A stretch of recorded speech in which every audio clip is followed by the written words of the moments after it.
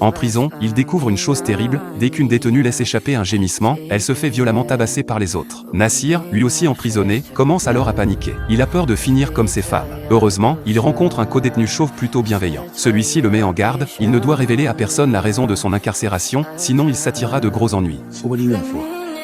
They're accusing me. Motherfucker, what I just tell you?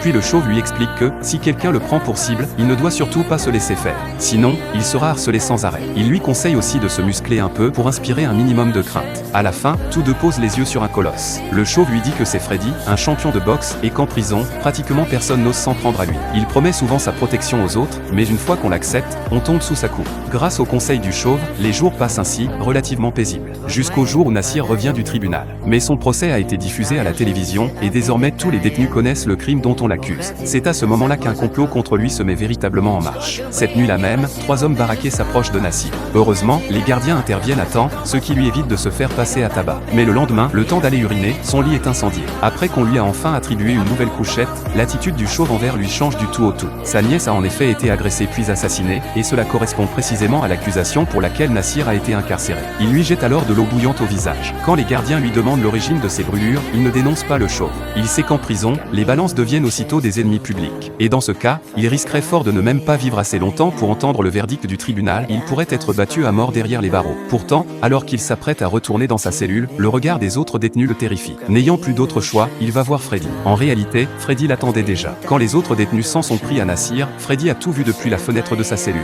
Pour survivre, Nassir choisit donc de se ranger sous sa protection. Le lendemain, Freddy passe le chauve à tabac et le laisse à moitié mort. Puis il fait signe à Nassir de lui rendre l'appareil. Voyant le chauve dans un état pitoyable, Nassir se contente d'abord de lui donner un léger coup de pied. Mais le chauve ne lui en est pas reconnaissant.